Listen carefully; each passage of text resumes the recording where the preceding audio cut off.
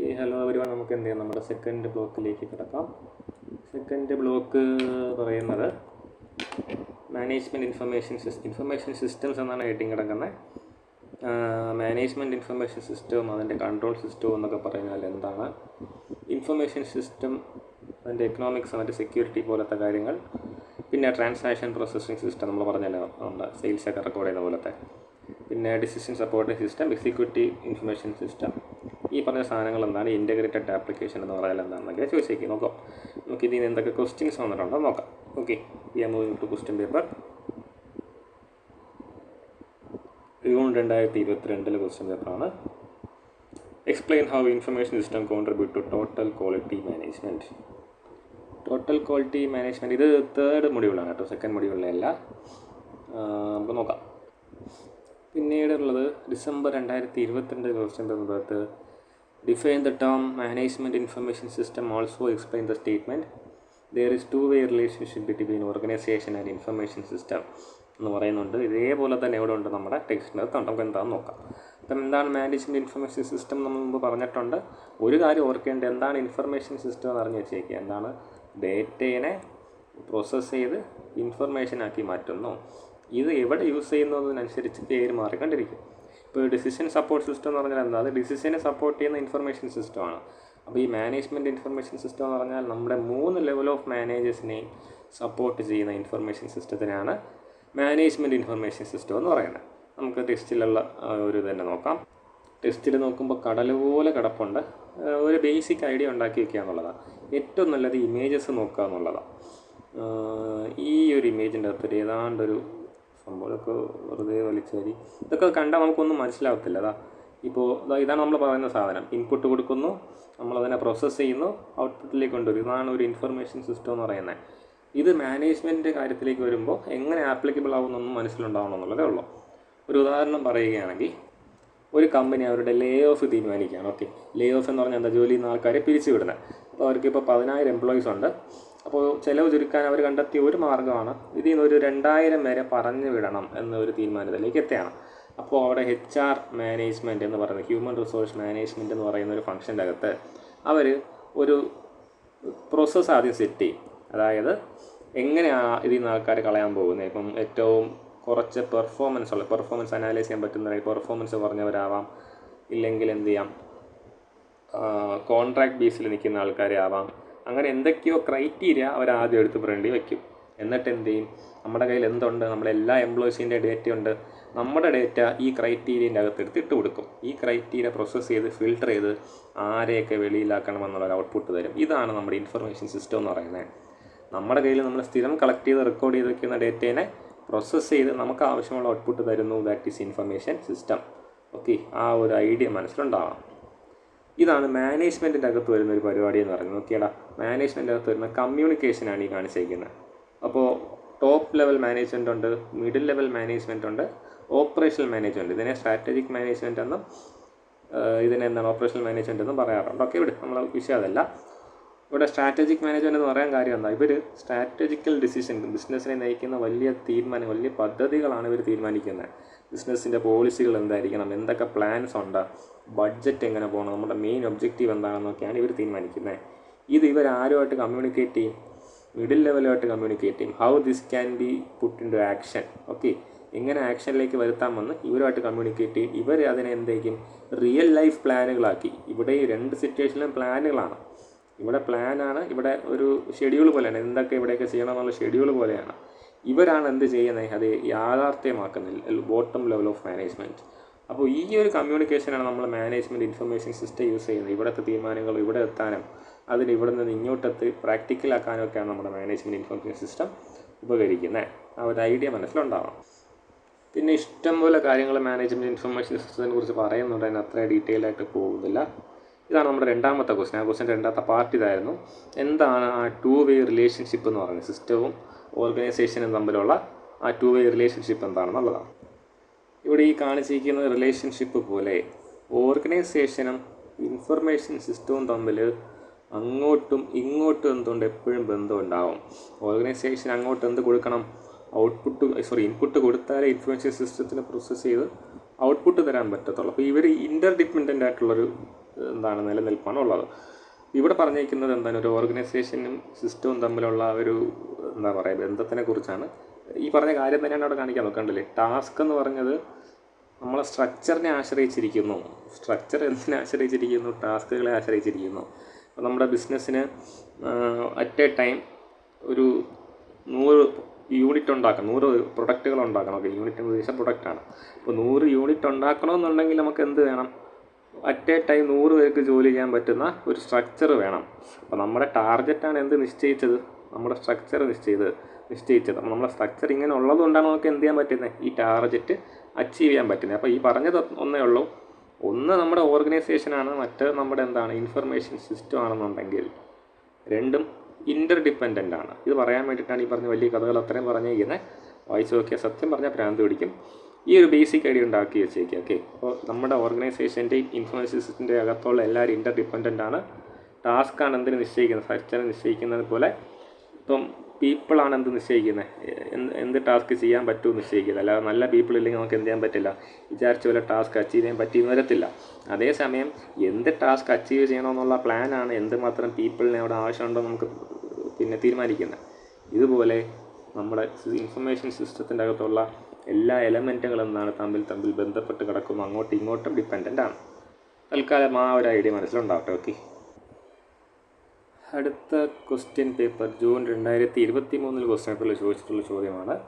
What do you understand by integrated software application? Write some of its advantage and business utility. ടെക്സ്റ്റിലേക്ക് നോക്കുകയാണെങ്കിൽ ഇതേ സാധനം ഇങ്ങനെ കിടപ്പുണ്ട്. അപ്പം മുമ്പ് പറഞ്ഞൊരു കാര്യം റിപ്പീറ്റ് ചെയ്യാണ്. ടെക്സ്റ്റിലെ ഹെഡിങ്സ് നമ്മളൊന്ന് സീരിയസ് ആയിട്ട് എടുക്കാം. നമുക്ക് നോക്കാം ടെക്സ്റ്റിൽ എന്താ ചോദിച്ചിട്ടുള്ളത്. ദ ഇൻ്റഗ്രേറ്റഡ് സോഫ്റ്റ്വെയർ ആപ്ലിക്കേഷൻ, അതായത് പേര് പറയുന്ന പോലെ തന്നെ ആപ്ലിക്കേഷൻ സോഫ്റ്റ്വെയറുകളാണ്. പക്ഷേ അതിൻ്റെ ഒരു ഇൻ്റഗ്രേറ്റഡ് പതിപ്പാണ്. ബിസിനസ്സിനകത്ത് നമുക്ക് ഒരുപാട് കാര്യങ്ങൾ ചെയ്യാൻ കാണും. ഇപ്പോൾ ഈ പറഞ്ഞ പോലെ ഫിനാൻസിൻ്റെ ഒരു അക്കൗണ്ടിങ് പരിപാടി കാണും, പിന്നെ ഇൻവെൻട്രി മാനേജ്മെൻറ്റ് കാണും, അതായത് സ്റ്റോക്ക് എത്ര കൊണ്ട് തീരാറായോ വാങ്ങണോ എന്ന് നോക്കുന്നൊരു കാര്യം കാണും. പിന്നെന്ത് കാണും? ഈ കസ്റ്റമറിൻ്റെ ഡേറ്റ ഹാൻഡിൽ, അങ്ങനെ പല കാര്യങ്ങൾ, പല സോഫ്റ്റ്വെയറുകളെ, പല ആപ്ലിക്കേഷൻ സോഫ്റ്റ്വെയറുകൾ നമ്മുടെ കയ്യിൽ കാണും. ഇതിനെല്ലാം കൂടെ കണക്ട് ചെയ്ത് മാനേജ്മെൻറ്റിലേക്ക് എത്തിക്കുന്ന ഒരു സംഭവമാണ് ഈ ഇൻ്റഗ്രേറ്റഡ് സോഫ്റ്റ്വെയർ ആപ്ലിക്കേഷൻ കൊണ്ട് ഉദ്ദേശിക്കുന്നത്. ഇപ്പോൾ ഈ പറഞ്ഞിരിക്കുന്ന enterprise resource planning, supply chain management, ഉണ്ടല്ലോ ബിസിനസ് പ്രോസസ് റീഞ്ച്, ഈ പറഞ്ഞ സാധനങ്ങളെല്ലാം കൂടെ ഒരൊറ്റ സിസ്റ്റത്തിലേക്ക് കൊണ്ടുവരുന്ന പരിപാടിയാണ് ഇൻ്റഗ്രേറ്റഡ് സോഫ്റ്റ്വെയർ ആപ്ലിക്കേഷൻ എന്ന് പറയുന്നത്. നമ്മുടെ അത് ഇത്രയേ ഉള്ളൂ. ഈ പറഞ്ഞ കാര്യങ്ങളൊന്ന് വിശദീകരിച്ച് പറഞ്ഞിട്ടുണ്ടെന്നേ ഉള്ളൂ, വേറൊന്നും അതിനകത്ത് പറയാനില്ല. ഈ ബാക്കി എല്ലാം വെറുതെ കഥയാണ്. പിന്നെ അതാ ഇവിടെ SAP ആണ് ഏറ്റവും കൂടുതൽ വലിയ സാധനം. SAP പഠിക്കാമെന്നൊക്കെ പറഞ്ഞതുകൊണ്ട് ഏറ്റവും ട്രെൻഡിങ് ആയിട്ട് നിൽക്കുന്നത്, അല്ലെങ്കിൽ ഏറ്റവും കൂടുതൽ യൂസ്ഡ് ആയിട്ടുള്ള ഒരു ഇൻ്റഗ്രേറ്റഡ് ആപ്ലിക്കേഷനാണ് SAP എന്ന് പറയുന്നത്. ഈ പറഞ്ഞ കാര്യമുള്ളൂ. നമുക്കിപ്പോൾ ഒന്ന് ആലോചിച്ച് നോക്കിയടാ, നമ്മുടെ ബിസിനസ്സിൻ്റെ അകത്ത് ഫിനാൻസ് ഡിപ്പാർട്ട്മെൻ്റ് ഉണ്ട്, പിന്നെ കസ്റ്റമേഴ്സിനെ ഹാൻഡിൽ ചെയ്യാൻ വേണ്ടിയിട്ട് ഒരു ഡിപ്പാർട്ട്മെൻ്റ് ഉണ്ട്, സ്റ്റോക്ക് ഹാൻഡിൽ ചെയ്യാൻ വേറെ ഡിപ്പാർട്ട്മെൻ്റ് ഉണ്ട്. കസ്റ്റമർ ഒരു വലിയൊരു ഓർഡർ തന്നു, ഓക്കെ എന്നിരിക്കട്ടെ. അപ്പോൾ നമ്മൾ എന്ത് ചെയ്യണം? 2 കാര്യങ്ങൾ അറിയണം. ഒന്ന്, ആ ഓർഡർ മീറ്റ് ചെയ്യാനുള്ള പണം നമ്മുടെ കയ്യിലുണ്ടോ, ഒന്ന് അതിലുള്ള സ്റ്റോക്ക് നമ്മുടെ കയ്യിലുണ്ട്. ഈ 2 കാര്യങ്ങൾ അറ്റ് എ ടൈം അറിയണ്ടേ. ഇവർക്കിടയിൽ ഒരു ബന്ധം ഉണ്ടെന്നുണ്ടെങ്കിൽ ഇവർക്ക് എന്ത് ചെയ്യാൻ പറ്റും? അങ്ങോട്ടും ഇങ്ങോട്ടും ഡേറ്റ കൈമാറാൻ പറ്റും. അപ്പോൾ കസ്റ്റമർ ചോദിക്കുമ്പോൾ തന്നെ ഇവരുടെ എന്ത് കാണാം? ഈ ഫിനാൻസ് ഡിപ്പാർട്ട്മെൻറ്റിൻ്റെ ഇതിൻ്റെ ഡേറ്റ അവൈലബിൾ ആയിരിക്കും. ഇപ്പോൾ നിലവിൽ AI പോലത്തെ സംവിധാനങ്ങളുള്ളതുകൊണ്ട് അപ്പം തന്നെ നമുക്ക് ഉത്തരം കൊടുക്കാൻ പറ്റും. അപ്പം തന്നെ നമുക്ക് എന്ത് കിട്ടും? ഉത്തരം കിട്ടും. ഈ പറഞ്ഞ ഓർഡർ ഈ നിലവിൽ നമുക്ക് ഹാൻഡിൽ ചെയ്യാൻ പറ്റുന്നതാണോ എന്നുള്ളത്. മനസ്സിലായില്ലേ? ഇപ്പം തന്നെ നമ്മളൊരു ബിസിനസ് നടത്തുമ്പോൾ സ്റ്റോക്ക് എത്ര ഉണ്ടെന്ന് ഒരാളാണ് ഹാൻഡിൽ ചെയ്യുന്നത്, പണം എത്ര ഉണ്ടെന്നുള്ള വേറൊരാൾ ഹാൻഡിൽ ചെയ്യുന്നത്, കസ്റ്റമേഴ്സിനെ മീറ്റ് ചെയ്യുന്ന വേറൊരാളാണെന്നുണ്ടെങ്കിൽ കസ്റ്റമർ ചോദിക്കുമ്പോൾ സ്റ്റോക്ക് ഉണ്ടോ എന്നുള്ള കാര്യം നമുക്കറിയത്തില്ല. മനസ്സിലായല്ലേ? ഇതെല്ലാം തമ്മിലൊരു ബന്ധം ഉണ്ടെന്നുണ്ടെങ്കിൽ, ഇതെല്ലാം സെൻട്രലൈസ്ഡ് നിന്നുകൊണ്ട് അങ്ങോട്ടും ഇങ്ങോട്ടും കണക്റ്റഡ് ആണെന്നുണ്ടെങ്കിൽ ഡേറ്റ ഷെയറിങ് നടക്കും. അപ്പോൾ എന്ത് മനസ്സിലാവാൻ പറ്റും? ഈ കസ്റ്റമറിനെ മീറ്റ് ചെയ്യുന്ന ആൾക്കാരും പറയാം, എടാ നമ്മൾ ഇത്ര സാധനമേ ഉള്ളൂ, കുറച്ച് സമയം പിടിക്കും എന്ന് നമുക്ക് പറയാൻ പറ്റും. ആ ഒരു ഫെസിലിറ്റിയാണ് നമുക്ക് എവിടെ കിട്ടുന്നത്? ഈ പറഞ്ഞ ഇൻ്റഗ്രേഷനിലൂടെ കിട്ടുന്നത്. അതാണ് ഇവിടെ ചോദിച്ചിരുന്നത്. ക്വസ്റ്റ്യൻ കണ്ടോ? ഞാൻ പറഞ്ഞല്ലേ, ക്വസ്റ്റ്യൻ തന്നിരിക്കുന്നത് നമ്മുടെ അതേ ഹെഡിങ്ങാണ്. അതുകൊണ്ട് ഹെഡിങ്ങുകളെല്ലാം അറിയാമെന്ന് ജസ്റ്റ് ഒന്ന് ഉറപ്പാക്കുക. ഏറ്റവും അടിസ്ഥാനപരമായിട്ട് ആ കാര്യം മനസ്സിലാക്കിയ കൈ നിട്ട് എഴുതാനുള്ളതേ ഉള്ളൂ. ഇതെല്ലാം വെറും പുകയാണ്. അല്ലാതെ ഈ പറഞ്ഞ പോലെ വലിയ വലിയ സംവിധാനങ്ങളൊന്നും അല്ല അതിൻ്റെ അകത്ത് പറഞ്ഞിരിക്കുന്നത്. ഞാൻ ടെക്സ്റ്റിനെ കുറ്റപ്പെടുത്തുന്നതല്ല. ഈ ഒരു ഏരിയയുടെ പ്രശ്നം അതാണ്. സോഫ്റ്റ്വെയർ എന്ന് പറയുന്നത് ഒരു IT സ്റ്റുഡൻറ്റിന് അല്ലാതെ പഠിക്കുമ്പോൾ അവർക്ക് കുറേ കഥയെ പറയാൻ പറ്റും. എന്താണ് ഇൻഫർമേഷൻ്റെ ഗുണമെന്ന് വെച്ചപ്പം കൃത്യം ഒരു സാധനം പറഞ്ഞാൽ നമുക്ക് മനസ്സിലാവണമെന്നില്ല. അതിൻ്റെ ഡെപ്തിലേക്കൊക്കെ ഇറങ്ങി പോകേണ്ടി വരും. ഇവരിത് പറയുന്ന സാധനങ്ങൾ നോക്കിയാൽ അതപ്പോൾ എന്താണ് ഡിസിഷൻ മേക്കിംഗ് ഫാസ്റ്റർ ആക്കുന്നു, പിന്നെ ക്വിക്കർ ആൻഡ് യൂസ്ഫുൾ ഇൻഫർമേഷൻ കിട്ടുന്നു, കോസ്റ്റ് കുറയ്ക്കുന്നു. ഇങ്ങനെയുള്ള കുറച്ച് പോയിന്റുകളൊന്ന് മനസ്സിലുണ്ടാവണം എന്നുള്ളതാണ്. ഓക്കെ, അപ്പോൾ അഡ്വാൻറ്റേജ് എന്താണ്? നമുക്ക് വളരെ പെട്ടെന്ന് ഡിസിഷൻ എടുക്കാൻ പറ്റും, അതിനുവേണ്ടിയുള്ള ചിലവുകൾ കുറയുന്നു, പിന്നെ കാര്യങ്ങൾ ഫാസ്റ്റായിട്ട് മൂവ് ചെയ്യുമ്പോൾ നമുക്ക് കുറേ ഡെവലപ്മെൻറ്റ് ചെയ്യാൻ പറ്റുന്നു. അതായത് പണ്ട് ഈ പറഞ്ഞ പോലെ എടുത്തിരുന്ന സമയം സ്റ്റോക്ക് മനസ്സിലാക്കി കസ്റ്റമറിലേക്ക് തിരിച്ച് പറഞ്ഞ് പിന്നെ ഓർഡർ പിടിച്ച് വരുമ്പോഴത്തേക്ക് സമയമെടുക്കും. അത് യഥാർത്ഥ ബിസിനസ്സിൽ നിൽക്കുന്നവർക്കറിയാം. നമ്മൾ കസ്റ്റമർ വിളിച്ച് സാറേ സാധനം ഉണ്ടോ എന്ന് ചോദിക്കുമ്പോൾ ഉടനെ അയാൾക്ക് മറുപടി കൊടുക്കാൻ പറ്റിയാൽ അയാൾ ഉടനെ കൺവേർട്ട് ആവും. മറ്റേതിപ്പോൾ ഒരു ആഴ്ച കഴിഞ്ഞ് പറയാമെന്ന് പറഞ്ഞിട്ട് പിന്നെ വിളിക്കുമ്പോൾ അയാൾ വേറെ തിരക്കി നിൽക്കും, പിന്നെ അയാൾ വിളിച്ചാൽ കിട്ടത്തില്ല, പിന്നെ അയാൾ കിട്ടുമ്പോഴേക്കും നമ്മൾ അവൈലബിൾ ആയിരിക്കത്തില്ല. അങ്ങനെയൊക്കെ ഒരുപാട് പ്രശ്നങ്ങളുണ്ടാവും. അപ്പോൾ ഈ പറഞ്ഞ സാധനം കമ്മ്യൂണിക്കേഷൻ ഒന്നേ ടൈം നടക്കാൻ പറ്റിയാൽ എന്ത് സംഭവിക്കുക? നമുക്ക് ആ ബിസിനസ് കയ്യിൽ കിട്ടും. അതുപോലെ നമുക്ക് എന്ത് പറ്റും? ബിസിനസ് ഗ്രോ ചെയ്യാൻ പറ്റും. അപ്പോൾ അതൊക്കെ എന്താണ് ഈ പറഞ്ഞ ഒരു ഇൻ്റഗ്രേറ്റഡ് ആയിട്ടുള്ള സോഫ്റ്റ്വെയർ ഉള്ളതിൻ്റെ ഗുണമാണ്. ഒന്ന് വായിച്ച് നോക്കുക. ഓക്കെ, ഒരു അടിസ്ഥാനപരമായിട്ടുള്ള ഒരു ഐഡിയ ഇതാണ്. പിന്നെ അതിനെ ഓരോരോ ഇമ്പോർട്ടൻസ് പറയുന്ന പേപ്പർ വർക്കുകൾ കുറയ്ക്കുന്നു, പിന്നെ business solution integrated software ERP use total integration software task. Okay, അതൊക്കെ തന്നെയാണ് പറയുന്നത്. ഈ പറഞ്ഞ ഇമ്പോർട്ടൻസ് തന്നെയാണ് പല രീതിയിൽ പറയുന്നത്. ഒന്ന് വായിച്ച് നോക്കുക, എന്തെങ്കിലും ഉണ്ടെങ്കിൽ പറയാം. നമുക്ക് അടുത്ത ക്വസ്റ്റ്യൻ എവിടെ കിടക്കുന്നു നോക്കാം. ഡിസംബർ 2023 ക്വസ്റ്റ്യൻ പേപ്പറിലേക്ക് വരികയാണെന്നുണ്ടെങ്കിൽ പിന്നെ ഇതൊരിക്കൽ നമ്മൾ നേരത്തെ നോക്കിയൊരു സാധനമാണ്, നമ്മൾ വേറൊരു ആൻസർ കണ്ടെത്തിയൊരു സാധനമാണ്. പക്ഷേ ടെക്സ്റ്റിൽ വേറൊരു ആൻസർ തന്നിട്ടുണ്ടൊക്കെ. What are the various ways of assessing value of information? വളരെ റിപ്പീറ്റഡ് ക്വസ്റ്റ്യനാണ്. Explain any 4 methods in brief എന്ന് പറയുന്നുണ്ട്. അപ്പോൾ ഇൻഫർമേഷൻ്റെ വാല്യൂ നമുക്ക് എങ്ങനെ അളക്കാൻ പറ്റും? ഇൻഫർമേഷൻ്റെ വാല്യൂ എന്ന് ഉദ്ദേശിക്കുന്നത് നമ്മൾ പറഞ്ഞു, നമ്മളതിൽ ഡേറ്റയുണ്ട്, നമ്മളൊരു പ്രോസസ്സിലൂടെ കടത്തി വിട്ട് അതിനെ ഇൻഫർമേഷനാക്കി മാറ്റും. എന്ത് ഡേറ്റയിനെയും എന്ത് പ്രോസസ്സിലൂടെ കടത്തി വിട്ടാലും നമുക്ക് എന്ത് കിട്ടും? ഒരു ഔട്ട്പുട്ട് കിട്ടും. പക്ഷേ ഈ ഔട്ട്പുട്ടിന് ഇൻഫർമേഷൻ എന്ന് വിളിക്കാൻ പറ്റുന്നത് അത് നമുക്ക് ഉപയോഗപ്പെടുമ്പോഴാണ്. മനസ്സിലായില്ല? അപ്പോൾ കിട്ടിയ ഔട്ട്പുട്ട് വിലയുള്ളതാണോ ആവശ്യമുള്ളതാണോ എന്ന് എങ്ങനെ നമ്മൾ തിരിച്ചറിയും? അതിനെന്തൊക്കെ കാര്യങ്ങൾ നോക്കണമെന്നാണെന്നുള്ളത് ടെക്സ്റ്റിൽ എന്താ പറയുന്നത് നോക്കാം. Okay, there are many methods to assess value of information system. The most common are explained below. അപ്പോൾ വാല്യൂ ഇൻഫർമേഷൻ അറിയാൻ, ഇൻഫർമേഷൻ സിസ്റ്റം അറിയാൻ വേണ്ടിയിട്ട് നമുക്ക് എന്തൊക്കെ ചെയ്യാൻ പറ്റും? ഒന്നാമത്തെ കാര്യം കോസ്റ്റ് ബെനിഫിറ്റ് അനാലിസിസ്. സിമ്പിളായിട്ട് പറയുകയാണെങ്കിൽ ആ ഡേറ്റ കളക്ട് ചെയ്ത് അതിനെ പ്രോസസ്സ് ചെയ്ത് ഇൻഫർമേഷൻ ആക്കാൻ എന്തുണ്ട്? ഒരു കോസ്റ്റ് ഉണ്ടല്ലേ. അപ്പോൾ നമുക്കുണ്ടായ ചിലവ് നമുക്ക് ഈ ഒരു ഇൻഫർമേഷൻ കിട്ടിയതിലൂടെ കവർ ചെയ്തെടുക്കുന്നുണ്ടോ എന്ന് നോക്കുക. ഫോർ എക്സാമ്പിൾ, ഇപ്പോൾ ഞാൻ ബുക്കിൻ്റെ സെയിൽസ് നടത്തുന്നുണ്ട്. പല കമ്പനികൾ ഇതറിഞ്ഞിട്ട് എന്നെ ഇങ്ങോട്ട് കോൺടാക്ട് ചെയ്യാറുണ്ട്. സ്റ്റുഡൻസിൻ്റെ ഡേറ്റ തരാം, നമ്മൾ പല ഇവൻറ്റ് നടത്തിയപ്പോൾ പിള്ളേരുടെ നിന്ന് ഫോൺ നമ്പർ കളക്ട് ചെയ്തിട്ടുണ്ട്, ആ ഫോൺ നമ്പർ നിങ്ങൾക്ക് തരാമെന്നും പറഞ്ഞിട്ട് എന്ത് ചെയ്തിട്ടുണ്ട്? ഇങ്ങോട്ട് കോൺടാക്ട് ചെയ്തിട്ടുണ്ട്. അപ്പോൾ ഈ കോൺടാക്ട് ചെയ്തിട്ടുള്ള ആൾക്കാരെ ഡേറ്റ അവരുടെ വെച്ചിട്ട് അവരെനിക്ക് തരാമെന്ന് പറയാം. അപ്പോൾ ഞാൻ പറഞ്ഞു, ഓക്കെ ഞാനിത് വാങ്ങാം. അവർ എൻ്റെ പറഞ്ഞത് നിങ്ങൾ എത്രയായിരുന്നു? 5000 തരാണെങ്കിൽ ഞങ്ങൾ ഹോൾ കേരളയുള്ള ആൾക്കാരുടെ ഡേറ്റ തരാം. അപ്പോൾ ഞാൻ വിചാരിച്ചു, ഞാൻ ഇപ്പം കേരള മൊത്തമുള്ളവരുടെ ഡേറ്റ വെച്ചിട്ട് എനിക്ക് കാര്യമില്ല, ഉള്ളി ട്രിവാൻഡ്രമാണ് ഞാൻ വാങ്ങുന്നത്. അങ്ങനെ അവർക്ക് തരാനും പറ്റത്തില്ല. ഈ 5000 ഡേറ്റ വാങ്ങിച്ചിട്ട് ഇത്രയും സെല്ല് ചെയ്ത് ഈ 5000 എനിക്ക് റിക്കവർ ചെയ്യാൻ പറ്റുമോ എന്ന് എനിക്ക് അറിയത്തില്ല. അപ്പോൾ ഞാൻ എന്ത് പറഞ്ഞു? എനിക്ക് ഈ ഡേറ്റ വേണ്ട, ഞാൻ എന്ത് ചെയ്യുന്നില്ല, ആ ഒരു സിസ്റ്റത്തിലേക്ക് പോകുന്നില്ല. മനസ്സിലായില്ലേ? എനിക്കപ്പം ഇയാളുടെ 5000 രൂപ എടുത്ത് വാങ്ങിച്ചിട്ട് പിന്നെ ഒരാളെ പിടിച്ചിരുത്തി വേണം അതിൽ നിന്ന് എനിക്ക് ട്രിവാൻഡ്രം ആൾക്കാരെ വേർതിരിച്ചെടുക്കാൻ. അപ്പോൾ എനിക്ക് അവിടെ എങ്ങനെ പോലും ഒരു 10000 കോസ്റ്റ് ഉണ്ടെന്ന് വിചാരിക്കാം. 10000 കോസ്റ്റ് ഉണ്ടെങ്കിൽ ഈ പറഞ്ഞ 10000 രൂപ കൊടുത്ത് ഞാനിപ്പോൾ ഒരു 100 പേരെ എനിക്ക് കിട്ടിയെന്ന് വിചാരിക്കുക. എന്ത് പറഞ്ഞാലും 100 പേരിൽ നിന്ന് എനിക്ക് 10000 റിക്കവർ ചെയ്യാൻ പോകുന്നില്ല. അപ്പോൾ എന്താണ്? ആ ഒരു ഇൻഫർമേഷൻ സിസ്റ്റം ബിൽഡ് ചെയ്തെടുക്കാൻ എനിക്കുണ്ടായ കോസ്റ്റ് എനിക്ക് ബെനിഫിറ്റായിട്ട് റിട്ടേൺ ആയിട്ട് തിരിച്ച് കിട്ടുന്നില്ല. അങ്ങനെയുള്ള സാഹചര്യത്തിൽ ഞാൻ എന്ത് ചെയ്യാൻ പാടില്ല? ആ ഇൻഫർമേഷൻ സിസ്റ്റത്തിലായിട്ട് പോകാൻ പാടില്ല. അപ്പോൾ കോസ്റ്റ് ബെനിഫിറ്റ് അനാലിസിസ് ഇമ്പോർട്ടൻ്റ് ആണ്. കോസ്റ്റ് എന്ന് പറയുമ്പോൾ ഈ പറഞ്ഞ പോലെ എല്ലാ കമ്പോണൻറ്റും നോക്കണം. പലർക്കും പറ്റുന്ന അബദ്ധമാണ്, എല്ലാ കമ്പോണൻറ്റും നോക്കത്തില്ല.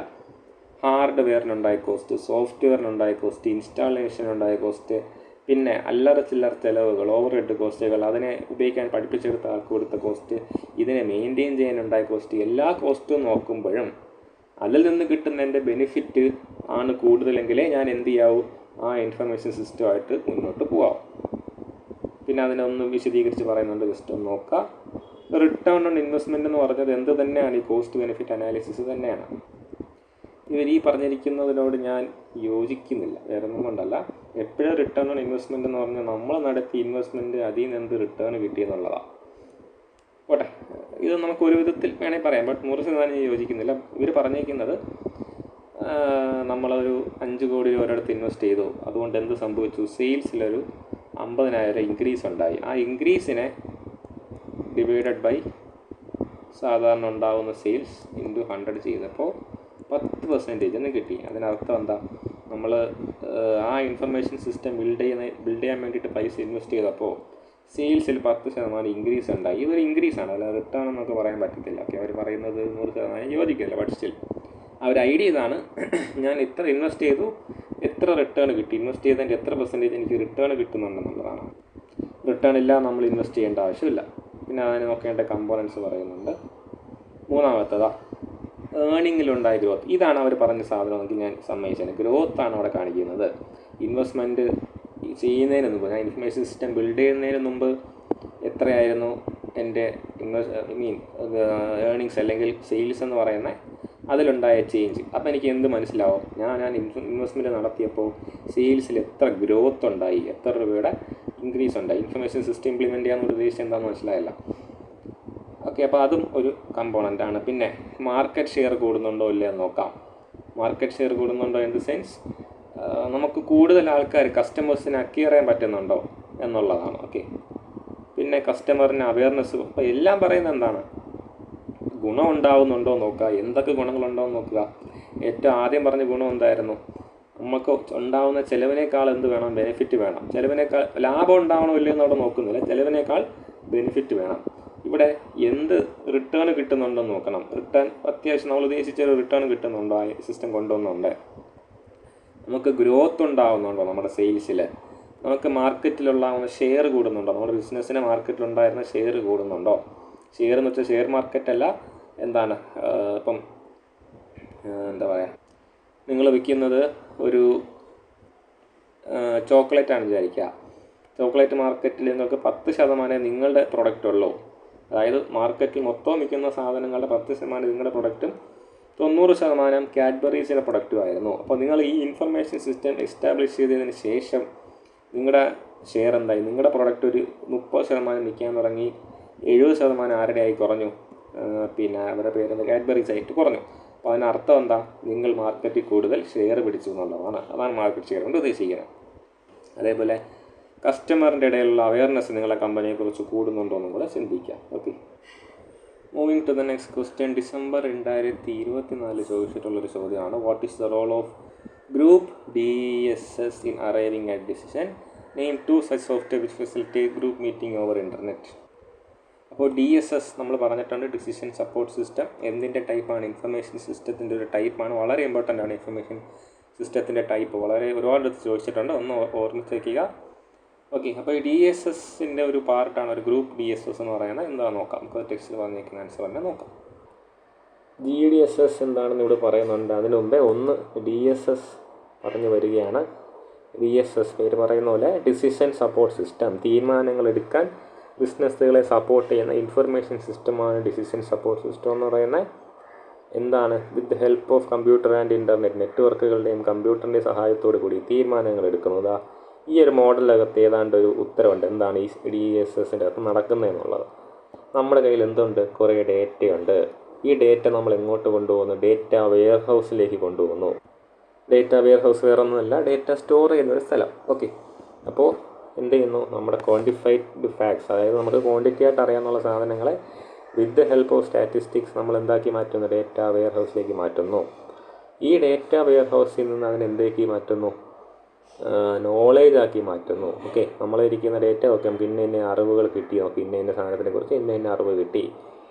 ഈ നോളേജിനെ നമ്മൾ എയിമുമായിട്ട് കൂട്ടിച്ചേർത്ത് എന്താക്കി മാറ്റുന്നു, തീരുമാനമാക്കി മാറ്റുന്നു. ഈ ഇത് വെച്ചിട്ട് തന്നെ ഉദാഹരണം പറഞ്ഞുതരാം. നേരത്തെ പറഞ്ഞ കാര്യം ഒന്ന് റിപ്പീറ്റ് ചെയ്യണം. നമുക്ക് കമ്പനിയിൽ എന്ത് ചെയ്യണം, ആൾക്കാരെ ലേ ഓഫ് ചെയ്യണം, പറഞ്ഞു വിടണം. നമ്മുടെ കയ്യിൽ എന്തുണ്ട്, ക്വാണ്ടിറ്റി ഡേറ്റയുണ്ട്, ആൾക്കാരെക്കുറിച്ചും അവരുടെ കഴിവുകളെക്കുറിച്ചൊക്കെ ഡേറ്റയുണ്ട്. നമ്മളതിനെ സ്റ്റാറ്റിസ്റ്റിക്സ് പോലത്തെ സാധനങ്ങളാക്കി മാറ്റി ഡേറ്റ വെയർ ഹൗസിൽ സൂക്ഷിച്ചിട്ടുണ്ട്. ഓക്കെ, ഇതിനെ നമ്മൾ നോളേജ് ആക്കി മാറ്റുന്നത് എപ്പോഴാണ്, നമുക്ക് ഓക്കെ വെറുതെ കിടന്ന സാധനമാണ്, ഇന്നാൾ ഇത്ര പെർഫോം ചെയ്യുന്നു, ഇന്നാൾ ഇത്ര പെർഫോം ചെയ്യുന്നു എന്ന് നമുക്കുള്ളായിരുന്നു. നമ്മളതിൻ്റെ നോളേജ് ആക്കി മാറ്റുന്നത് എപ്പോഴാണ്, ഓക്കെ ഇന്ന ആളെക്കുറിച്ച് ഒരു ധാരണ കിട്ടി എനിക്ക്, കാര്യം അയാളുടെ പെർഫോമൻസിൻ്റെ ഡേറ്റ മൊത്തം ഞാൻ നോക്കി, ഇയാളെക്കുറിച്ച് എനിക്കൊരു ധാരണ കിട്ടി, ഏറ്റവും ടോപ്പ് പെർഫോമർ ആര്, ഏറ്റവും വേസ്റ്റ് പെർഫോമർ ആര്, എല്ലാ നോളേജും എനിക്ക് കിട്ടി. ഇനിയാണ് നമ്മുടെ എയിമിലേക്ക് കൊണ്ടുവിടുന്നത്. നമ്മളെ എയിം എന്താണ്? ഈ കിട്ടിയ അറിവ് എന്താണ്? ആൾക്കാരെക്കുറിച്ച് അറിവ് കിട്ടി. കാര്യം നമ്മളിൽ ഉണ്ടായിരുന്ന ആൾക്കാരെക്കുറിച്ചുള്ള ഡേറ്റയിൽ നിന്ന് ആൾക്കാരെക്കുറിച്ചുള്ള അറിവിലേക്ക് നമ്മളെത്തി. ഏറ്റവും നല്ല പെർഫോമർ ആര്, ഏറ്റവും മോശം പെർഫോം ചെയ്യുന്ന ആര്, ഏറ്റവും കൂടുതൽ നമുക്ക് കച്ചവടം കൊണ്ടുവരുന്ന ആൾ, ഏറ്റവും കുറച്ച് കച്ചവടം കൊണ്ടുവരുന്ന ആര് എന്നൊക്കെയുള്ള അറിവ് നമുക്ക് കിട്ടി. ഇനിയാണ് നമ്മളെ എയിമിലേക്ക് ഇതിനെ കൊണ്ട് ഈ അറിവിനെ കൊണ്ട് കണക്ട് ചെയ്യാൻ പോകുന്നത്. നമുക്ക് എന്ത് വേണ്ട? മോശമായിട്ടുള്ള ആൾക്കാർ ആരെയും വേണ്ട എന്നുള്ളതാണ് നമ്മുടെ എയിം. അപ്പോൾ നമ്മൾ എന്ത് തീരുമാനം എടുത്തു? ഏറ്റവും കുറച്ച് ടാർഗറ്റ് അച്ചീവ് ചെയ്ത ആളെ, ഏറ്റവും കുറച്ച് സെയിൽസ് അച്ചീവ് ചെയ്ത ആളെ, ഏറ്റവും മോശം പെർഫോം ചെയ്ത ആൾക്കാരെല്ലാം കട്ട് ചെയ്ത് കളയാമെന്നുള്ളതാണ് ഞാൻ അവിടെ എടുക്കുന്ന തീരുമാനം. എയിം കുറച്ചും കൂടെ എന്തായിരിക്കും? സ്പെസിഫിക് ആയിരിക്കും. എല്ലാവരും പറഞ്ഞു വിടാനായിരിക്കത്തില്ല, ഒരു കട്ട് ഓഫ് വയ്ക്കാൻ വേണ്ടിയിട്ടായിരിക്കും. അങ്ങനെയൊക്കെയുള്ള തീരുമാനങ്ങൾ അവിടെ എടുക്കുക. മനസ്സിലായല്ലേ? ഇതാണ് ഡിസിഷൻ സപ്പോർട്ട് സിസ്റ്റം എന്ന് പറയുന്നത്. ഇതിനെ ഗ്രൂപ്പായിട്ട് ഒരു ഓൺലൈൻ സിസ്റ്റത്തിലൂടെ എടുക്കാൻ പറ്റുന്ന പരിപാടിയാണ് GDS എന്ന് വിളിക്കുന്നത്. അപ്പോൾ ഇവിടെ പറയുന്നുണ്ട്, GDS are interactive computer based system that facilitate decision makers working together as a group to arrive at a solution for unstructured problem. ഒരു പ്രോബ്ലത്തിന്, അൺസ്ട്രക്ചേർഡായിട്ട് കിടക്കുന്ന ഒരു പ്രോബ്ലത്തിന് ഗ്രൂപ്പായിട്ട് നമുക്ക് ഇൻട്രാക്ട് ചെയ്ത് തീരുമാനം എടുക്കാൻ പറ്റുന്നു. ഇപ്പോൾ നമ്മുടെ മൈക്രോസോഫ്റ്റ് ടീംസ് ഒക്കെ ഇല്ലേ, അവിടുത്തെ ഒരു പ്രത്യേകത എന്താ? അതൊരു GDSS ആണ് കേട്ടോ. മൈക്രോസോഫ്റ്റ് ടീംസ് എന്ന് പറയുന്നത് നമുക്ക് എന്ത് ചെയ്യാൻ പറ്റും? മീറ്റിംഗ് കൂടാൻ പറ്റും, കമ്മ്യൂണിക്കേറ്റ് ചെയ്യാൻ പറ്റും, അപ്ഡേറ്റുകൾ ഷെയർ ചെയ്യാൻ പറ്റും. അങ്ങനെ ഒരു കമ്മ്യൂണിക്കേഷൻ നിലനിർത്തിക്കൊണ്ട് നമുക്ക് എന്ത് ചെയ്യാൻ പറ്റും? ഗ്രൂപ്പായിട്ട് ഒരു തീരുമാനം എടുക്കാൻ പറ്റും. അപ്പം ആ ഒരു സോഫ്റ്റ്വെയറിനാണ് എന്തെന്ന് വിളിക്കുന്നത്? GDSS എന്ന് വിളിക്കുന്നത്. ഇതവിടെ പറയുന്നുണ്ട്, it has notification system, email അയക്കാൻ പറ്റുന്നു, വീഡിയോ കോൺഫറൻസ് ചെയ്യാൻ പറ്റുന്നു, ചാറ്റ് ചെയ്യാൻ പറ്റുന്നു. ഈ പറഞ്ഞ പരിപാടികളെല്ലാം എന്തിനകത്ത് നടക്കുന്നു? ഈ പറഞ്ഞ GDSSനകത്ത് നടക്കുന്നു. അപ്പോൾ അതാണ് GDSS കൊണ്ട് ഉദ്ദേശിക്കുന്നത്. ഓക്കെ. പിന്നെ GDSSനെ കുറിച്ച് പല കാര്യങ്ങളും പറയുന്നുണ്ട്. Let it be.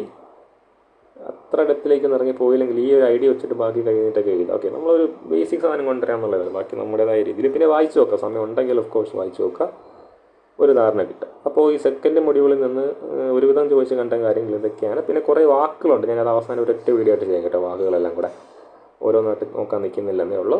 Second module വായിച്ചു നോക്കുക. ഐ റിപ്പീറ്റ്, ഹെഡിങ്സ് എല്ലാവരും വായിച്ചു നോക്കുക. എന്തെങ്കിലും മനസ്സിലാവുന്നില്ല, പറയണമെന്ന് തോന്നുന്നുണ്ടെങ്കിൽ ചോദിക്കാം. ഞാൻ ക്വസ്റ്റ്യൻ പേപ്പർ ബേസ്ഡ് ഇമ്പോർട്ടൻ്റ് ആയിട്ടുള്ള കാര്യങ്ങളൊക്കെ പറയുന്നുണ്ട്. Okay, thank you.